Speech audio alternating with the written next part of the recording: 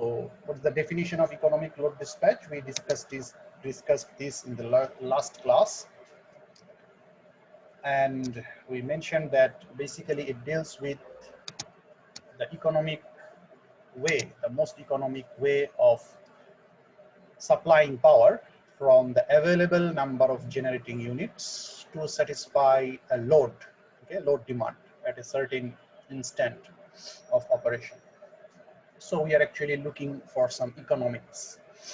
So whenever we look for economics, we have to look for the costs. Okay, what are the associated costs, which is our targeted value that we are trying to minimize or optimize, we should say. So because we are dealing with generation and load, the load is there. Load will be turned on and off every now and then, depending on the customer, okay, customer demand. So associated with the generators, there are some costs, as I mentioned in the last class. Okay, some of the costs are standing cost, or we should say capital cost. Okay, there's a big chunk of money which is basically required at the installation phase of your power station. Whenever you are trying to acquire the land, you are looking for good generators, cables, and the protective devices. Okay, all these things you have to spend it, you have to buy the land once. Okay, until and unless you are looking for extension of the plant, the land acquisition will require a big amount of money, capital cost. Then there are other associated costs which are mainly usually required at the very beginning of the project. Okay, the beginning phase of the project. So then other than that, you have some running cost. Okay, what are the running costs? For example, day to day, I mean, if you are talking about, let's say, monthly basis, on a monthly basis, you have to pay the salary, okay, for your laborers, for your staffs, for your bosses, all the way from top to bottom. You have to pay the wages for them. Then you have to pay for the fuel, okay, because you are going to produce power and you are providing some input fuel to your generators, depending on the type of generator. It could be diesel, it could be any kind of other fossil fuel, because we are considering the fossil fuel based conventional generator schemes. So we will focus solely on that. So let's say we talk about the fossil fuel. So you need to pay for buying the fuel. So there is a fuel cost. Okay, if you're running the machine, you have the operating cost. Means, let's say you, from time to time, you have to maintain, you have to go for some maintenance work. Okay, so there are maintenance costs. So these are the running cost type of things. From day to day, you have to spend behind this, or you have to spend for this. And there is the capital costs which are required at the very beginning of the project. So the one we are focusing here for discussing this topic of economic load dispatch in this course, these costs are related with the fuel costs, okay, the fuel costs, not with the capital costs. So we are talking about the running costs, or the fuel cost, or the operating cost, not the capital cost. So these costs are the generator costs. You can get the information, okay, you can get the information about the costs from any of these four curves. Okay, you can use any of these four curves listed here, and you can identify in some way, either explicitly or implicitly, the cost information will be present there. Among these, if you are looking especially at this fuel cost curve, you will get the information of the fuel. Okay, we'll go through one by one. So first of all, you can either check the input output curve for the generator. Okay, you can either, or you can check for the fuel cost curve, or you can go for the heat rate curve, or you can go for the incremental cost curve. In some way or other, they are actually interlinked. Okay, so now we will be using some units throughout this topic, economic load dispatch, and there are some conversions which will be helpful for us while solving the problems of the example problems. So we will be using British thermal unit as the unit of heat generation. Okay, heat generation instead of joule. They use the British thermal unit in the book. By book, I am mentioning the power system operation and generation operation and control, that book by Alan Wood and Olenberg, that book. So mostly they use the British thermal unit BTU, and they have provided this is the conversion ratio of British thermal unit and the joule, which we are generally used to represent heat. So while we talk about heat, the most common unit that comes to our mind is joule or megajoule or kilojoule, something like that. So then you have MBTU. The M stands for the millions or 10 to the power 6. And similarly, you can also find out the megawatt hour and millions of BTU units. What's the relation? Because you know the relation between joules and watt hour. Okay. What is the relation? So you can easily relate the third one here. 1 millions of BTU, 1 million of BTU equals 0.293 megawatt hour, and similarly 3.41. If you just reverse this relation, then you will get the last one. 1 megawatt hour is equal to 3.41 millions of BTU. This will be useful for us in solving some of the problems. Now let's slowly look into the curves. Okay, we talk about the input-output curve. The first one here listed. There are 4 curves. Remember, so we start with sequentially. We'll go sequentially. Okay, as listed here. So we first look at the input-output curve. So the input-output curve basically gives us the relation between the input in MBTU per hour, okay, millions of BTU per hour. How much fuel or how much heat out of the fuel, okay. So how much heat energy out of the fuel is required per hour, and that is plotted as a function of output power, okay. So instead of plotting input in the x-axis and output in the y-axis, it is the tradition to plot them in the reverse manner. That means to represent the fuel input or the heat input as a function of output requirement. We are demanding some power. Okay, let's say some load is there. So I have to supply some specific amount of generated megawatt out of the generator. So to get that amount of output power from my specific generator, how much heat per hour should I have to produce? This is how you interpret this curve. Okay.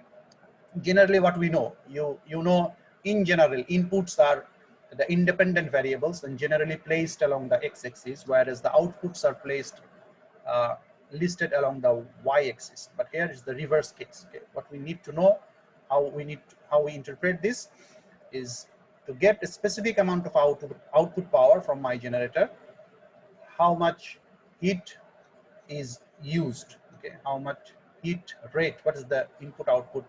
This is basically MBTU per hour, okay. So it shows the amount of heat energy required per hour. It's a function of generator output.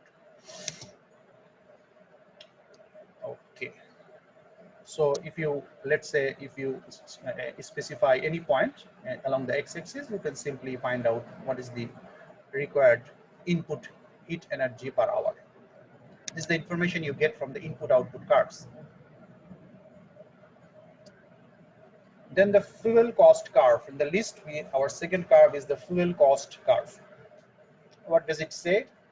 It says, in the x-axis, it gives us the same information. That means now I want to know the information that if I know the generation amount for demand, for supplying the demand, if I know that my specific generator needs to provide, let's say, 200 megawatt here, then how much fuel cost is associated with that, okay? Now it is in dollars per hour. In the previous curve, it was millions of BTU. So the y-axis was also in per hour basis, on per hour basis, but it was the heat flow, okay? But now in this case, it is the corresponding cost to generate that heat. You can interpret it like that, okay? Corresponding cost for generating that amount of heat, and this is the x-axis, the corresponding output power from the generator, okay? So again, in the x-axis, you have the generated power information. In the y-axis, we have the dollar per hour information. The third one is the heat rate curve. Okay. So this one presents the information that how much heat energy is required now, not per hour, but in terms of megawatt hour generation. Okay.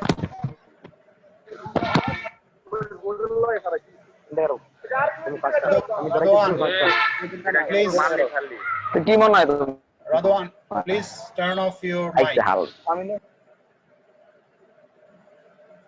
Okay. So you have the generated power in the x-axis, and in the y-axis we have the heat rate, which says this is the heat required to produce 1 megawatt hour of energy.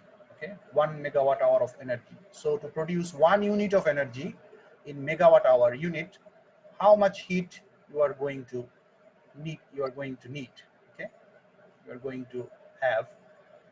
And in the x-axis again you have the generated power. So the x-axis basically remains same from one curve to another. What is basically changing is this y-axis parameter. Okay. In other words, you can say the heat rate is basically nothing but the input-output curve, but you are scaling it by megawatt, means you are dividing it by megawatt. So if you try to relate this heat rate curve with the input-output, that is the first curve, if you check the unit, okay, you see the unit here in the input-output curve is MBTU per hour, whereas the third curve, that is the heat rate curve, is simply you are dividing MBTU per hour by another megawatt. Okay, another megawatt. So it is basically megawatt hour. Okay, thus the heat rate curve and the input-output curve are closely coupled, you can say.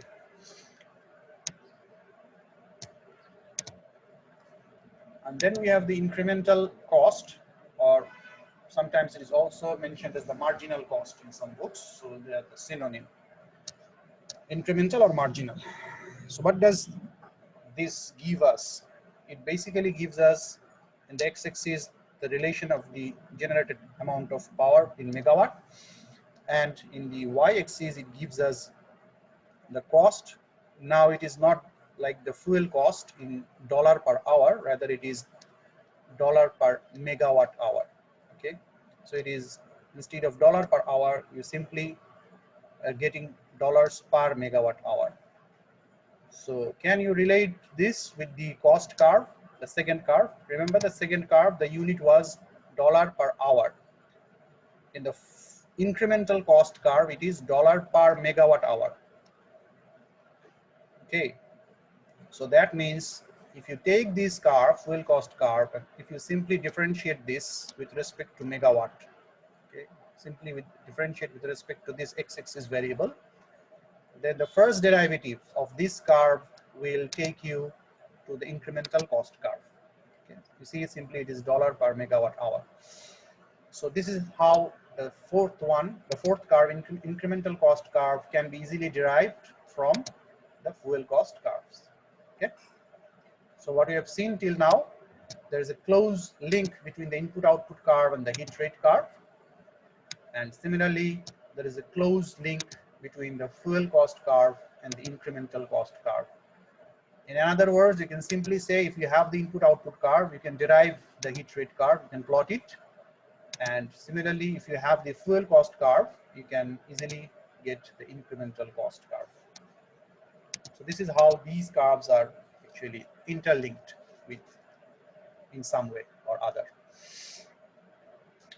So having information of all these four curves, now we are in a position to mathematically formulate the cost function, okay, the cost function, because we are looking for some sort of optimality, okay, some optimal outcome, optimal decision making.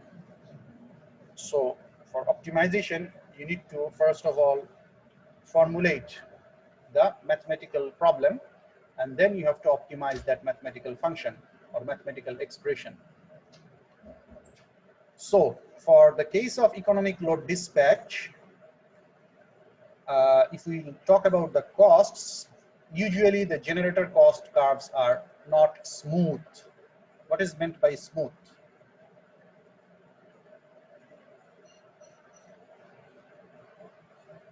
Anyone?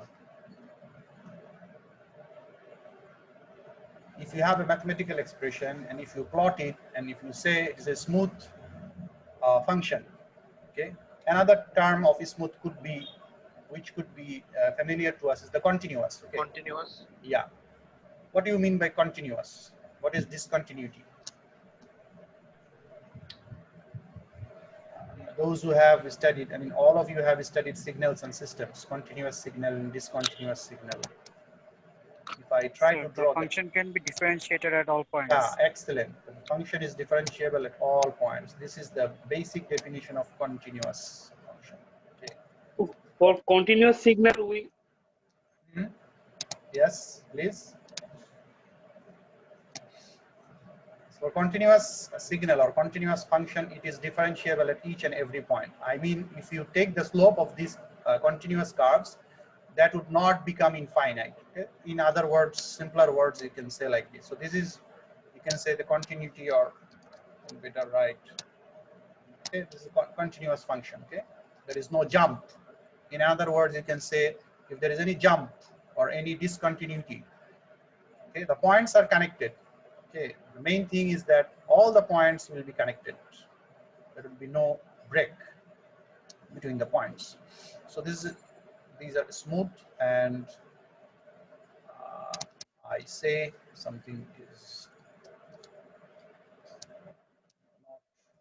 not smooth, then I can write it like, draw it like this. Let's say some, then there is some break, some other thing, there is some other break.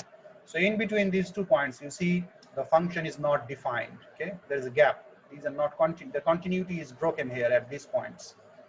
So this is also a function, but the function is not well defined in these x values here. Okay, from here to here, this is not defined. From here to here, this is not defined. Means you can't get some finite values for the function at these points. Okay. So usually the generator cost curves have some sort of jumps. They're not exactly like this, but I mean, maybe like this. Okay, or something like this. Okay, it's not smooth, but you can approximate them by piecewise smooth. What I have drawn is basically piecewise continuous. Okay, if you draw the continuous version, probably it will be, I mean, it is difficult to draw here, but you can simply say, you can simply localize the function and you can approximate it by piecewise continuous function. Okay? However, for this course, we will basically deal with the continuous function. Okay, continuous function, not the discontinuous one. So nothing to worry about that portion right now. Okay. So among those cost functions which are found for the generators, the 2 which are mostly seen or mostly encountered in the books or in the literature, one is the quadratic function or the cubic function, and another was, as I said, the piecewise linear function. However, for this course, as I mentioned, we will be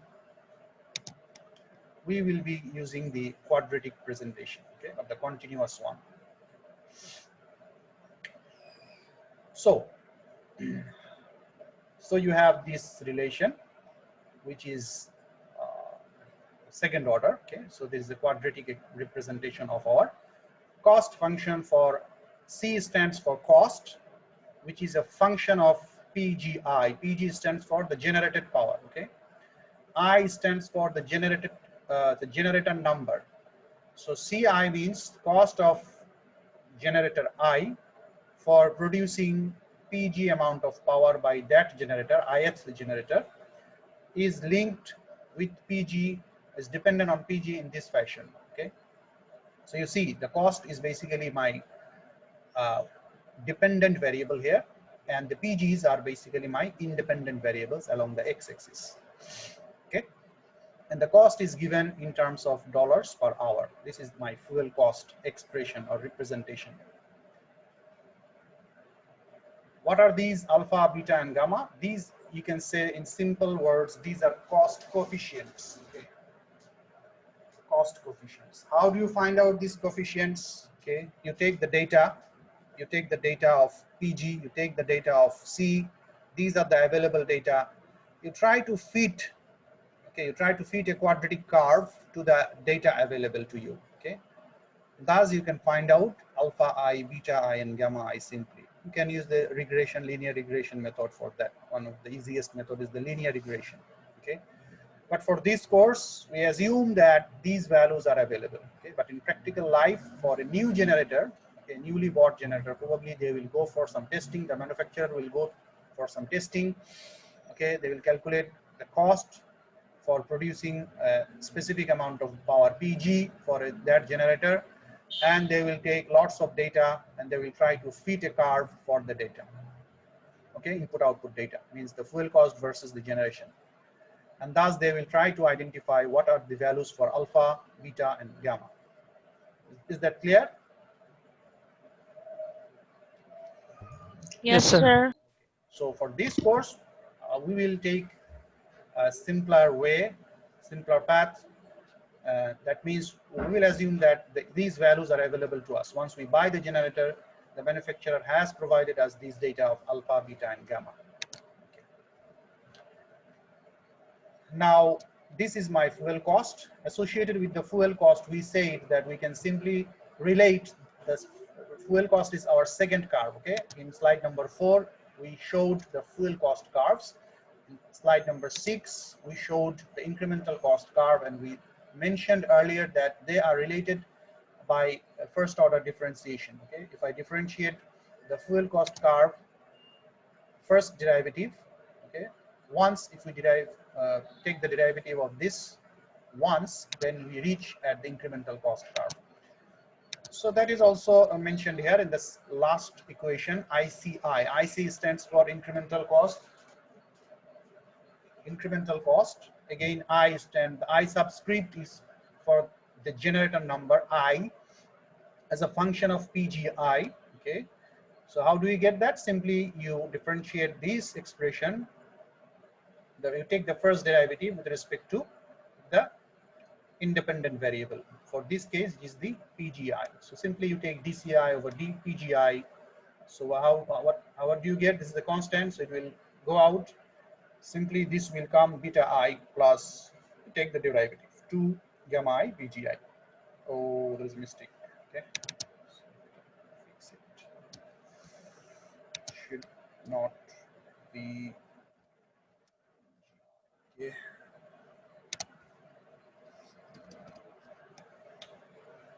Okay. So simply it would be 2 gamma I PGI, and this is your derivative. So you have the unit is dollar per megawatt hour because you are taking the first derivative of this with respect to megawatt. So simply the unit would become dollars per megawatt hour. Okay. Okay. Now let us take some small, very simple examples to have some idea about the cost of coal, how much costs could be associated, okay, for a simple problem. Okay, how do you calculate? So a coal usage problem, okay, how much coal you are using. Let's say we have this example generator 500 megawatt, okay, 500 megawatt generator, and the efficiency is given 35%.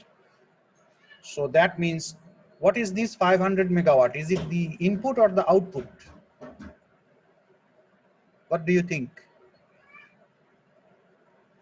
Output, sir. This is the output. Okay, this is the output.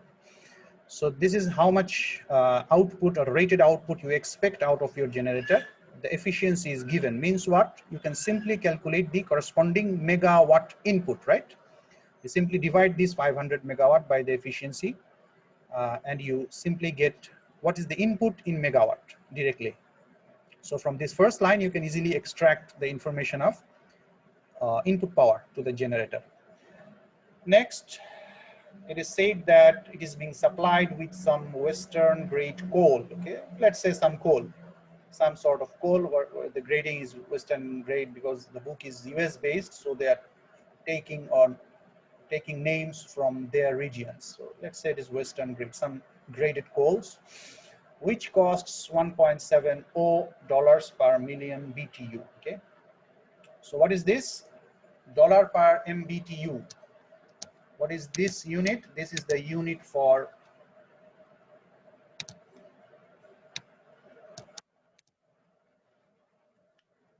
dollars per MBTU. Okay.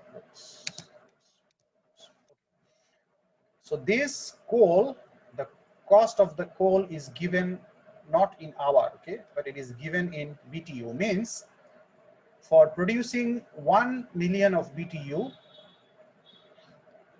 you have to spend whatever coal is required. You have to spend $1.70 for that coal, okay, for buying that coal. This is what is the interpretation of this unit here, and it has 9,000. This is the heat capacity, okay, per pound of coal. It can give you 9,000 BTU. Okay, please check the units carefully. Okay, sometimes we are talking about MBTU, sometimes we are suddenly going to BTU. So that basically this example is nothing but, I mean, habituating you with the unit conversions. Okay, nothing special. Some small example. So this is the heat capacity. That means per pound of coal you expect 9,000 BTU, or you can say 9,000 divided by 10 to the power 6, that much of MBTU. Okay, this much of heat per pound of coal can generate, this Western graded coal. So the question is, what is the coal usage in pounds per hour? Okay, so per hour, how much pound of coal is required, and what is the corresponding cost? Okay. So let's jump into the solution. So you have the efficiency. So as I said, you can easily calculate the required fuel input per hour, okay, per hour. So to have it per hour, you simply multiply this 500. What is the 500? It is actually your megawatt. So you divide this by, so actually you think this about in this way, you have 500 megawatt, you are dividing it by what? You are dividing it by the efficiency. So you get what? You get the input in megawatt. Okay. So if you need the input in megawatt hour, so you simply multiply that value by hour and divide that value by hour. Okay. In this way, you can simply obtain the information required. So once you calculate this, you get the result 500 by 0.35. This is 1428 megawatt hour per hour. Now, what you are looking for, you are actually looking for this information, pounds per hour. So now you know that you have this 1 MBTU and megawatt hour relation. Okay, we actually showed it earlier, and I said, let's go back to some slide. You see, 1 MBTU is related to 0.293 megawatt hour. So this is their relation. So use that relation here to convert this megawatt hour into corresponding millions of BTU. Okay. So what is the outcome is basically millions of BTU per hour. Okay. Now these millions of BTU per hour, we again see that per pound, this coal can generate 9,000 BTU. So for this much of millions of BTU, how much pounds required? So this is your required pounds. Okay. So you simply convert this 9,000 into MBTU. Okay, MBTU. So that is, you divide this by 10 to the power 6. So you reach here 0.009. And then is the conversion using this heat rate or heat generated per pound information from the coal. You just simply use it and you calculate it. So this is the amount of pounds that is required per hour. Okay, for this generator using this coal, having this efficiency, with this cost and this heat generation capacity, you get this information finally. So what would be the cost? Simply the cost is given in dollars per BTU. You have the information in 4924 millions of BTU per hour. So you use that information of 1.70. So MBTU and MBTU cancels out, and finally left with dollars per hour. Okay. a very simple example, nothing special.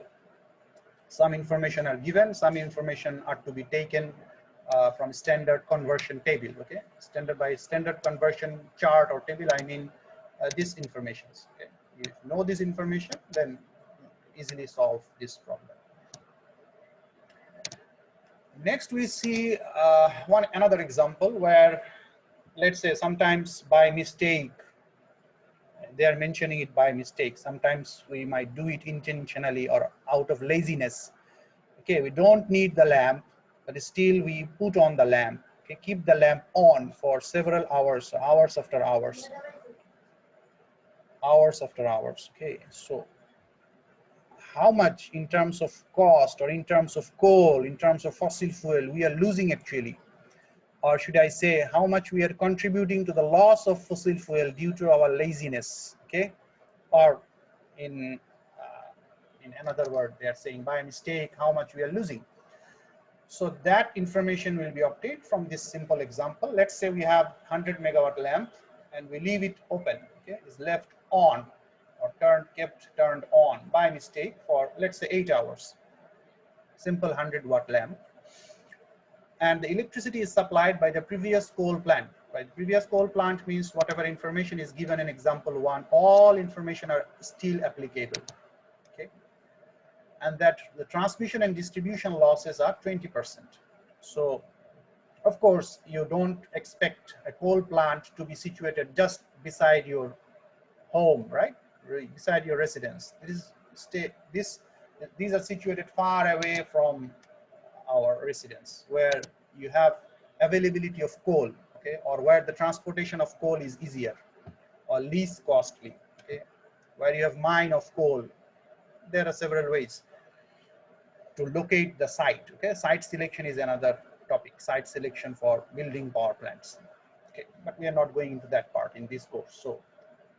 So this means you have a coal plant, the previous slide, coal plant, we take the coal plant from the previous slide, and we say to transmit the power, we are losing 20% of the power. Okay, from the coal plant, we generate the power, and whenever we are using the transmission, TND network, transmission and distribution network, we are losing 20% of the generated power. The question is how much coal has been used. Okay, how much coal is used? That means how much coal is actually lost, because we are not using this energy. Okay, this lamp was kept on by mistake or by due to some other reason, whatever be the reason. So with 20% TD losses, transmission distribution loss, a 100-watt active load for 8 hours. Okay, so we have how much watt hour here? 100 multiplied by 8. So we have 800 watt hour. This is the energy consumed during this duration, during this time, during this 8 hour by a 100-watt lamp. Simple calculation, 100 multiplied by 8 watt hour, it will give us watt hour. If there is 20% transmission distribution loss, okay, so let's say I want to explain this, I don't have that much space. Let me try to explain this. Okay. So let's say this is our power station. Okay, now the power is generated and transmitted by some transmission lines, okay, these are the transmission lines, transmission network, and then this is my house. Okay, this is my house, I'm residing here, the lamp is on, you have a lamp here. Okay, so this is your coal plant or generation plant. Here you are consuming 800 watt, okay, at this location. How much power is required to be generated to supply this 800 watt? You have to generate whatever load demand is here, 800 watt during that time period of 8 hours, plus whatever loss is happening here, occurring here, right? So 800 watt plus the 20% loss. 800, 20% of 800 is how much?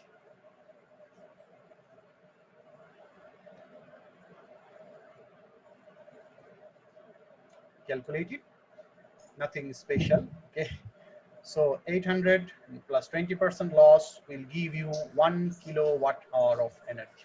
Okay, so that means for our mistake at home, what we are, for our mistake at home, just a minute, please hold on.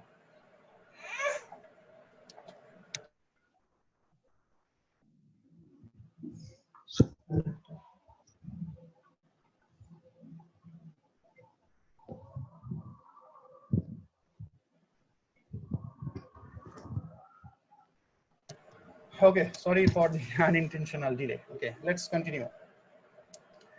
So is that clear? You have 800 watt being produced here, 20% is lost here. So in total, 800 plus 200 to 3. So you get 1000 watt hour.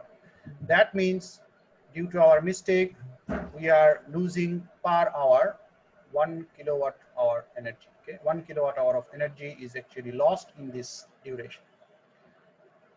Okay, is that clear?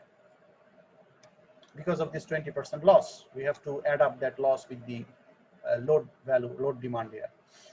Now with 35% efficiency, this requires how? Sir, it's 960 watt hour আসে কেন? Sorry? Sir, এখানে তো লিখা 1000 watt hour, মানে 800 এর সাথে if I add 20% loss, then it answer it comes 960 watt hours, but it has been written 1000 watt hour. No, this 20% loss of what? This 20% loss of the generation, okay, not of the demand. 800 watt is basically your generation. Sorry, 800 watt is the demand, okay? Is that clear? 800 watt is your demand. And how much power then you have to produce? Considering 20% of your generation is lost, not 20% of your demand is lost. Is that clear? Okay, sir. Okay, this 20% is of the generation, not of this value. Okay? Yes, sir. Because you are losing not from the this you required. 800 is already available. Okay, that 20% is the loss from the generation. That's why it would be the remaining 200. Okay, the remaining 200. So in total, you are actually producing 1 kilowatt hour of energy. This is how you have to calculate this. Not using 800, rather using 1000. Okay. Back calculation, you can say. So now you have 35% efficiency. So with this 35% efficiency, what is So, yeah? if you don't mind asking, how do you find the loss? I don't find the loss, it is given. Okay. Where is it? Here it is, here, 20%. 20% of the generated power, right? Yeah, 20% of the generated power. So as you don't have the generated power, so how did you get it? So that no, you have the load value, okay? You have the load value. So now you think you know how much is available here. You know how much loss would give you the total. Let's say that means what? 20% is loss means what? 80% is used, right? Am Yes. I right? So in this way you can easily find. No need to calculate even. Yeah. Okay. If you use 20, if you lost 20%, that means you are using 80%, right? Yes. So 80% of what? Generation. So if 80%, yeah. right? Yes. Okay. Thank you. It is simple. I mean, there is nothing special. Nothing Yeah. special. Simple, very simple calculation. So with 35% generation efficiency, this requires how much of pound of coal? Remember, all the information provided in the previous slide are still applicable. So you simply plug them in. You have 1 kilowatt hour is your generation, energy generation. This is not power, this is energy. You convert it into, so if you divide it by 0.35, remember our efficiency was how much? Efficiency was 35%, right? So how much is the input energy? This is the input energy. This will give, the first block of this calculation will give us the input energy in kilowatt hour, okay? You convert it into megawatt hour, so you divide it by 1000. So whatever is left from the first two blocks is the corresponding megawatt hour input energy, okay? Megawatt hour input energy. Then The question is how much coal. So we have to go up to the point where we find the amount of coal, right? So we are going actually back up to the fuel, amount of fuel, amount of coal required. So after the second step, we are where? We are at the point where we have the information of input energy to the generator in megawatt hour, okay? Input energy. Then you convert this input energy to millions of BTU. Remember, there is a relation between MBTU and MWH, megawatt. In the second slide probably. As a reference, I included that. So you use this relation. So now after the third stage of multiplication, what is left? What you get is the amount of MBTU used as the input. That is the heat, okay? Heat required for all these things that is going on. And then for producing this amount of heat, how much pound of coal is required, that information is obtained from this, okay? Remember, you have to convert it to MBTU by dividing it by 10,000. Okay, divide this by, 10 to the power 6, 10 to the power 6.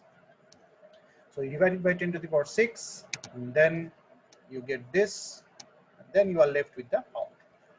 So how our laziness or our mistake is affecting the fossil fuel reserve in the world?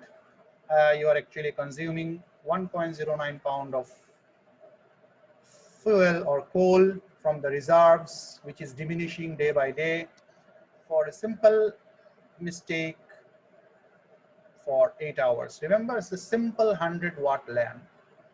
What would happen if you are running, leaving an AC on? Okay, what would happen? Hey, calculate and get the information. Okay, just calculate considering a load of your AC in watt.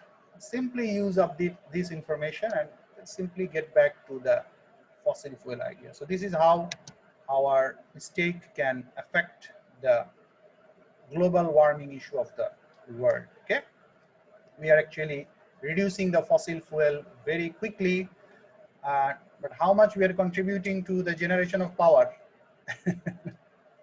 Not that much still now. Okay, we are still engineers, but hopefully, inshallah, very soon we will be contributing. Okay, so this is how our laziness is affecting the nature reserves. Okay, so now let's take a simple example of incremental cost. Let's say you have two generators in your system. You have two generators. So generator number 1, the cost is given by C1.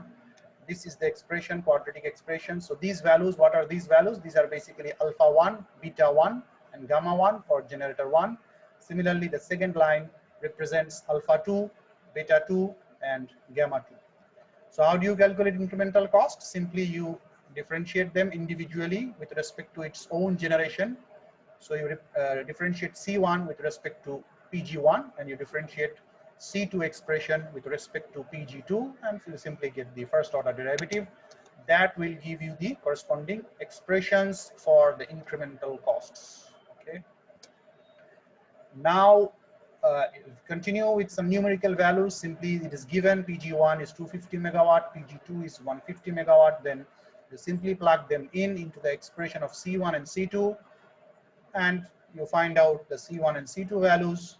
Then also you can calculate the IC1 and IC2 values, just simply plugging in these PG1 and PG2 values. Okay, and here it is found that they have different incremental cost. What does that mean? That means to produce 1 unit of energy from generator number 1, you cost $25, and from generator 2 it costs $24, okay, per unit energy production. So they have different cost values. The costs are not same, different incremental costs. Of course, you see their expressions are different. Okay, their expressions are different. They have different alpha, beta, and gamma values. Different alpha, beta, and gamma values. So now, with all these basics and simple examples, let's focus on specifically what is economic dispatch problem. Let us try to formulate it mathematically. So what is the goal? I have mentioned it already, but let me repeat this. The goal of the economic dispatch is we are looking for that generation scheme which gives us the minimum cost. Okay, you see, minimum instantaneous operating cost. So we are not focusing on the capital cost. Remember, in the economic dispatch, we are not focusing on the capital costs. We are looking at the instantaneous operating cost. That is to say, basically it deals with the fuel cost. Fuel is the thing which is required instantaneously. Maintenance cost, the wages, the salaries of the staffs, these are required at some part of operation, some specific point of operation, not continuously, okay? But fuel is required continuously, on a continuous basis. So we are mainly focused on the fuel cost, minimizing the fuel cost, okay? In economic dispatch, our main focus is minimization of the fuel cost. Now, this is our optimization objective, and we have some constraints, okay? We are not free to choose, okay? We are not free to choose. What are the constraints? The constraints is that we have to satisfy the demand, right? We have to satisfy the demand, this is the total load, and of course, if there are any losses, we also have to take care of that from the generation side, okay? So that is to say, if your load is 800, if your loss is 200, you have to generate 1000 unit, okay?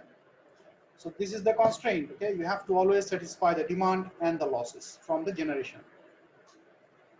And keeping this constraint in mind, okay, keeping this constraint in mind, you have to look for a solution which minimizes your total cost, okay? So mathematically, how do you represent this economic dispatch problem? Mathematically, we represent it like this. We say we are going to minimize a cost function or objective function. This is our cost function, where CT represents the total cost. Okay? Total cost means what? You sum up, you add up all the individual generation fuel costs. Okay?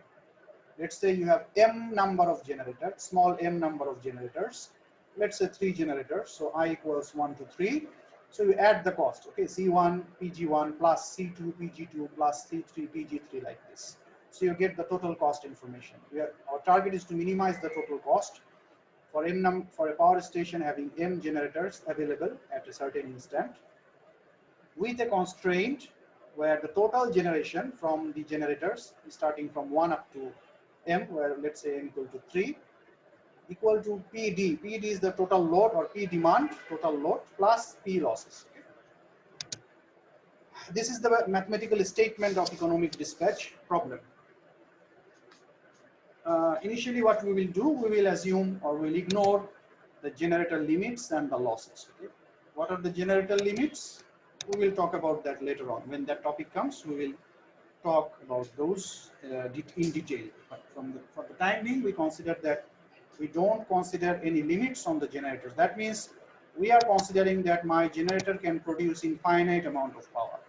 Although this is not practical, but for understanding the solution technique, understanding the problem on its own, problem of solving economic dispatch, these assumptions are useful to start with. Of course, slowly we'll see that we will add up the generator limits next, and then also we will add up the losses finally. Okay. So we start with the simplest version of economic dispatch problem formulation, where we ignore the generator limits and we ignore the transmission losses. That is to say, let's say if we consider this network, okay, if we consider this network, we consider that the loads are situated very near to the coal plant, okay, coal power plant, okay, very near, such that the transmission distribution network is not necessary. You don't have to transmit the power far away from your generation point, okay. This takes care of the second assumption, okay, no loss. The generator limits, we will impose it because it is a different kind of problem statement. So first we are using the formulation where we are ignoring the limits. Okay. In the next topic, in the next subtopic, we will include the generator limits, and we will see how the solution technique changes a little bit. Okay. So let's go into the detail. So now a little bit of maths, not that detailed, little bit of maths. Okay. Probably you are already familiar with this. What is unconstrained minimization?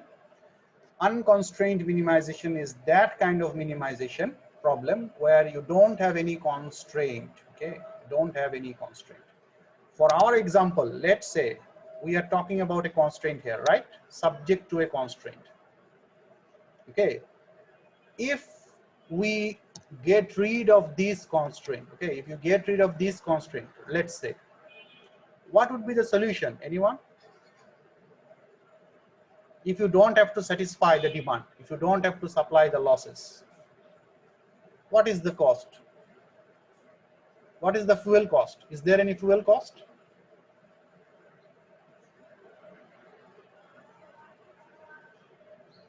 No, sir. No. So actually, even if I remove this simple constraint here, then we can see we will get probably a near zero value. Okay, near zero value.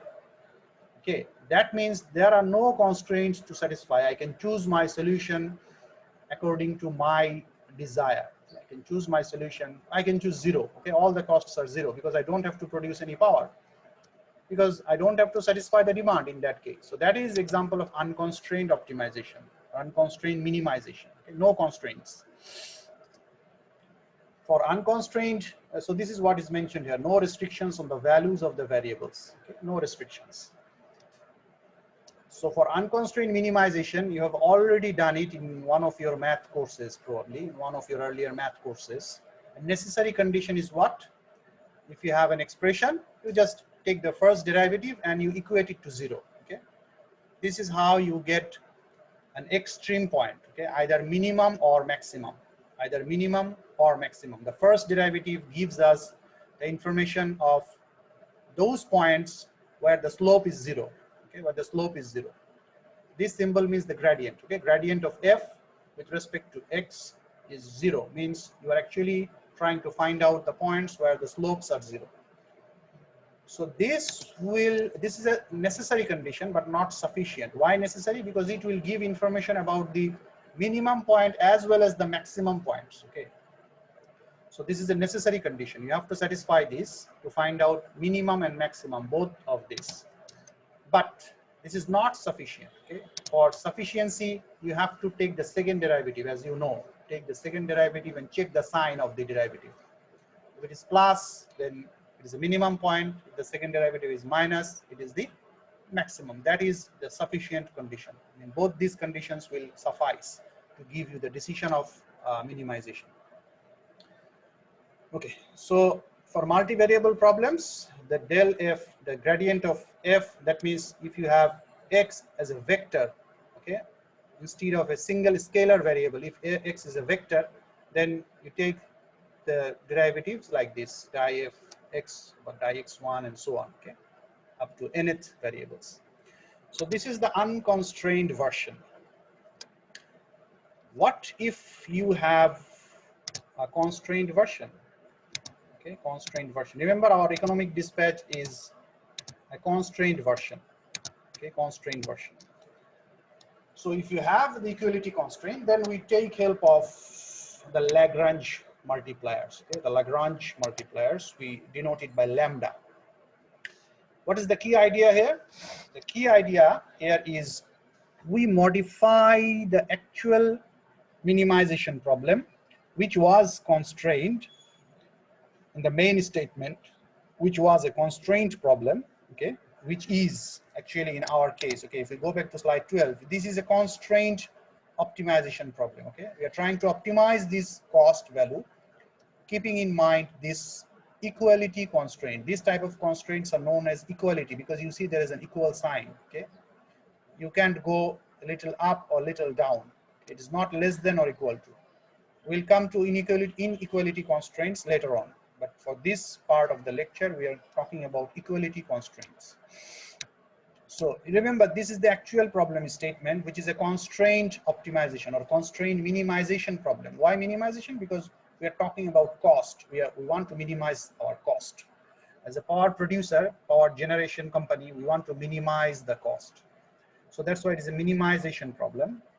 But we have to keep in mind that we have to satisfy this equality constraint. So the original statement of the economic dispatch problem here, mentioned here, is a constraint minimization problem. using Lagrange multiplier, what you can do, you can transform this, or you can modify this constraint minimization problem into an unconstrained one. Okay, let us see how we are going to do that. So let us say our original problem is something like this. Okay, we have a minimization object, we have an objective function or fitness function or cost function, whatever you say, cost function, better to say here. We have a cost function f of x, where x can be array of variables, x can be a vector, x1, x2 up to xn, subject to, st means subject to this equality constraint, gx equals to 0. You see there is equal sign, this is equality constraint. It exactly matches with our problem statement. Okay, you can also call that such that, or you can also call that subject to st, same thing. Okay, subject to or such that. So you see, if you compare this statement here, and if you compare the statement in slide 14, you see they are exactly same. Then how do you take help of the Lagrange multipliers? You simply define another objective function, L, okay, which is composed of both your original objective function f of x plus it adds up with this g of x, your constraint, equality constraint, multiplied by some lambda. Okay, here they are taking lambda transpose.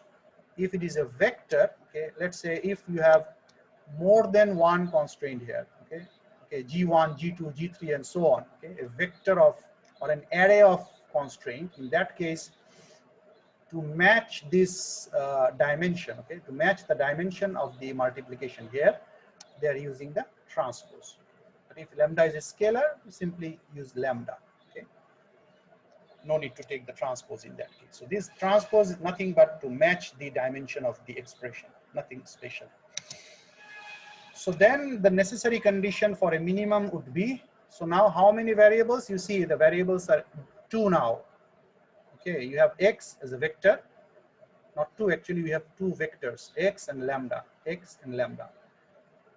So now this constraint actually is a part of our newly formed objective function, okay. So this L is a function of both the x variable and lambda variable, okay, function of x and lambda. So what would be the necessary condition? So you can say it is a multivariable problem. So simply you say lambda L, sorry, gradient of L with respect to x, that has to be equated to 0, and lambda, that is the gradient of L with respect to lambda, that is to be equated to 0. Okay. If there are more variables, okay, x, lambda, y, then it would continue. Then you have to take another one, gradient of L with respect to y equals to 0, and so on. It will continue like this. So this is your necessary condition for finding a minimum. So this is how we are getting rid of the constraints. Okay, you see, we are forming a new objective function with the help of the constraint equation, but now it is an unconstrained problem. There are no other constraints associated with this. We simply have to find the minimum for this, and that is done. We don't have to think about any additional constraints. Whereas in the original problem, we had to think about this constraint. Okay, we could not choose simply any solution for f of x because there is a constraint. But now in the case of L, where we are introducing the Lagrangian variable lambda, okay, Lagrangian multiplier lambda, now we have an unconstrained version of our problem statement. This is how we get rid of the constraint. So now if we have economic dispatch using Lagrangian, so now we have a minimization problem, constraint with a single equality constraint. Okay, so what do? You write down now for the economic dispatch, how do you define the L? Okay, you see in the previous slide, L is what? You first take up your original cost function f of x, okay, that is the fitness function or the objective function. So what is, for our case, it is c summation of ci pgi. Okay, this is our f of x, okay, where x is basically pgi. Okay, x, the variable x is pgi. So you have to take it first, Okay, you have to take to form the Lagrangian expression, you have to take that expression first, plus you have to multiply lambda with the equality constraint. So simply what we do, we form the Lagrangian expression equal to, this is my fitness function, okay, plus lambda multiplied by, this is my equality constraint, okay, equality constraint. So you see there is a subtle change while forming the equality constraint, okay, forming the equality constraint. You see, we consider that there are no losses, okay. So P loss would be 0 here. We're assuming that no losses are available. So we only will have this summation of PGI equals to PD. But you see, while we discussed this minimization with equality constraint topic, we say the equality constraint is to be mentioned in this form, okay, g of x equal to 0. For our problem statement, it was not mentioned in that way. So we have to reform this, rewrite this expression, considering P loss is 0, okay. So we are rewriting it as 0 equals to PD minus summation of PGI, okay. So PD minus summation of PGI. So you see lambda multiplied by PD minus summation of PGI, 1, where I equals to 1 up to M, where M is the number of generators available. So what is the necessary condition? So you take the die L, because there are more than one variable, so you have to take the partial derivative. So you take die L of the first set of variable PGI, and that is to be equated to 0. Similarly, you have to take die, okay, that is coming next. Okay, so what if we calculate this? What will we get if we calculate this from here? So you see, we have to take the gradient with respect to PGI, okay. So it would be like die L PG lambda over die PG1 equals to 0. Similarly, die L over die PG, die L function of PG lambda over die PG2 equals to 0, and so on. So what do you expect if I take this function, and if I take the first derivative, partial derivative with respect to PGI, what will you get?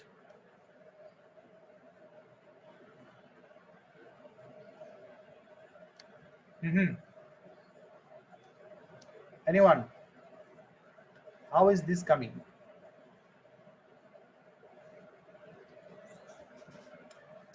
Okay, probably the summation term is confusing most of you. Remember, we are taking the partial derivative with respect to GI, okay. So this CI of PGI, what will it be if you have two generators? What will happen here? What will happen here? Simply you have some function in terms of PG1 plus PG2, right? Some function of PG1 plus some function of PG2. If we take the derivative with respect to PG1, what, because this is partial derivative, what will you get? You will simply get the part where PG1 is present, right? Yes. Because it is partial derivative. So PG2 terms will not appear here. For All this, the rest will be 0. yeah, all the rest will be 0. On the other hand, if we take the derivative for PG2, all the terms with PG1 will be 0. Okay, so thus I can write that this portion is nothing but dCi over dPgi. Is that clear?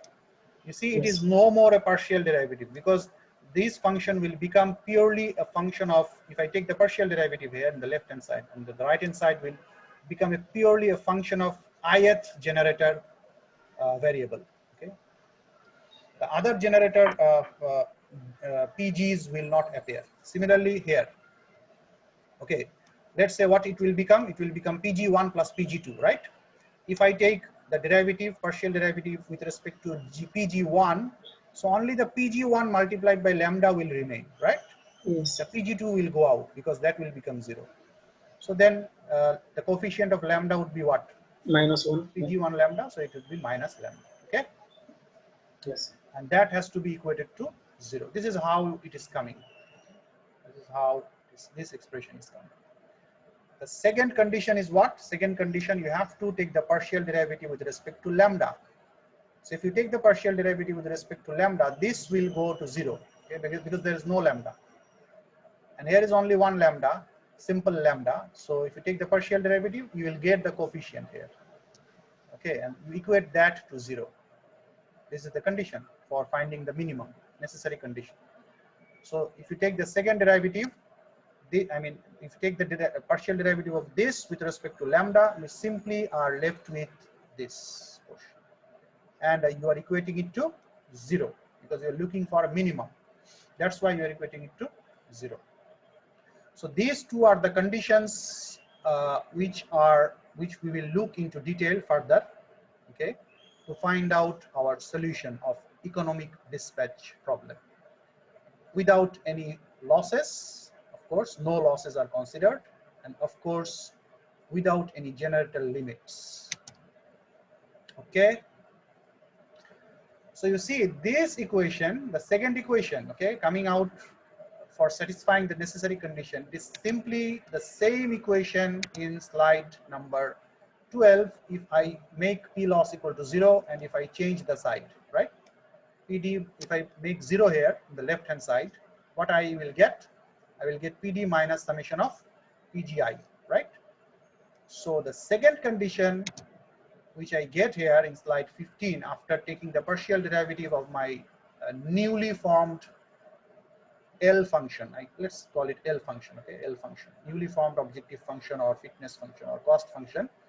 Then I again extract my original equality constraint back, okay.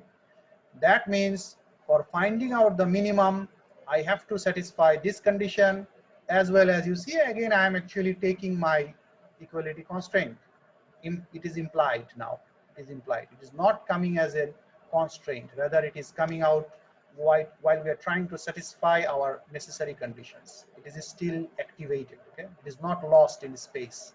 Still, we have to satisfy this in some way. Okay. So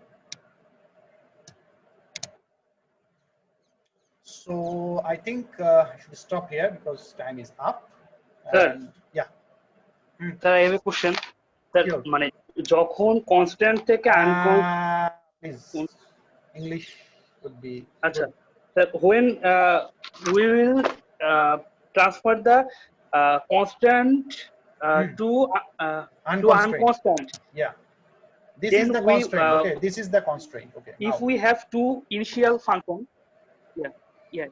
here we have two initial function. Okay, well, one No, is look, G look. function and one is F function. Yeah, they are So not the same function. Look here, listen to me. They are not same function. Okay, this is my objective function.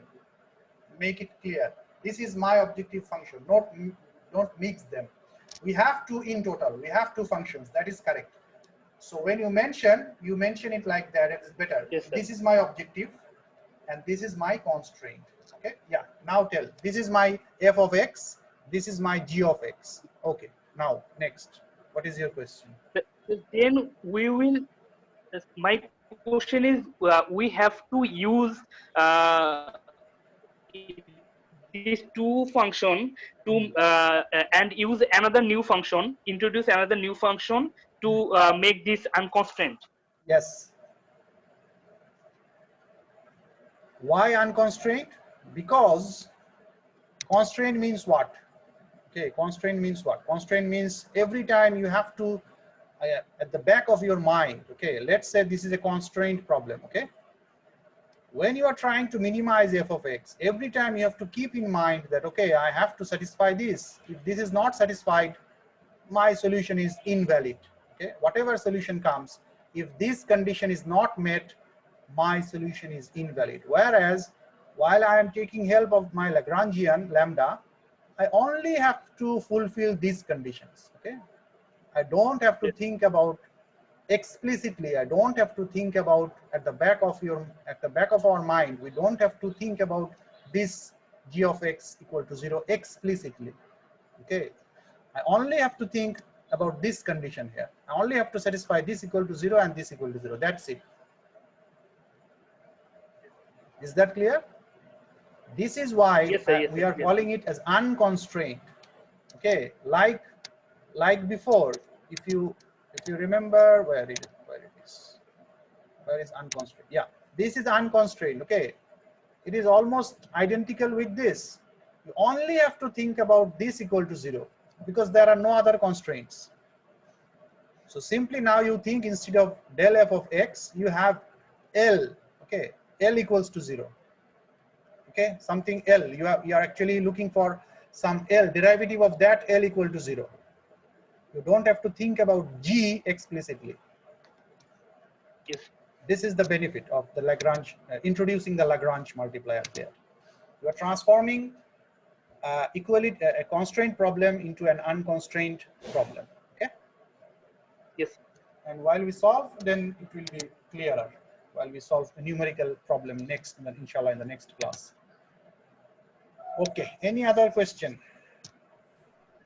So Yeah. why naming it Lagrangian? Lagrangian is a French mathematician. Lagrange polynomial, or it's just a name? No, it's not just a name. The Lagrange is basically a French mathematician who solved this problem.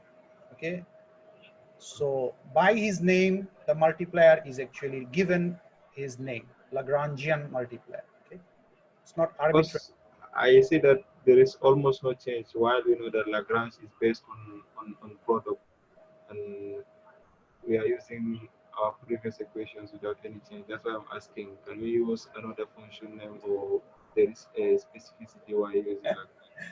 Look, now you're talking about this because you know the solution is done in this way. Think about Mr. Lagrange when he was trying to invent the solution. Okay, he did not have the privilege of this discussion, right? So he actually found out that this is one way you can solve this kind of constraint problem. Okay. Okay. So out of respect, you are including his name here. Okay. Okay. There might be other, let's say after Lagrange, there might be other scientists or mathematicians who have given some other methods. Okay. Of course, there are other methods, but this specific method, it goes with that scientist Lagrange. That's why to remember his contribution to mathematical science or the optimization domain, we utter his name. Okay, I could simply say economic dispatch using lambda, khalas. I mean, no one would have asked this question, right? Okay. But you have to respect him because he did it. He was the inventor, right? Yes. Yeah. So that's why. Okay. Okay. Any other question? Attendance. Attendance. Okay. Before I leave the class, excellent. This is very good topic to discuss. Please put your ID in the chat box. Please write down your IDs in the chat box because in this Zoom platform from the BDREN, it does not provide me the privilege to get the attendance. Okay. Previously, while we were directly using the Zoom, original Zoom without this BDREN platform, we had this privilege, but now we don't have. So in the last class I checked, but I could not solve it. So you have to kindly put your IDs before you leave. Okay. So thank you very much again. I will wait until you finish your attendance, putting your IDs on the chat box, because the chat room is actually recorded automatically. So thank you very much. I have Thank you, sir. 23, but participants are 20, should be 27 plus 1, that is me. So another 4. Why they are not putting it? Assalamu alaikum, sir. Alaikum assalam.